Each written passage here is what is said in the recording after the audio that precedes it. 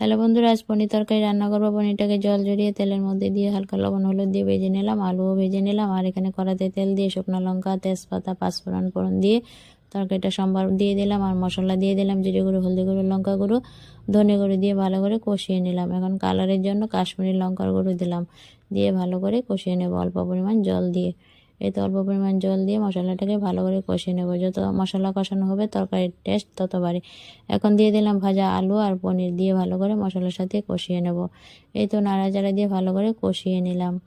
তো কষানোর পর এখন দিয়ে দেব পরিমাণ মতো জল। জলটা দিয়ে পরিমাণ মতো দেব লবণ।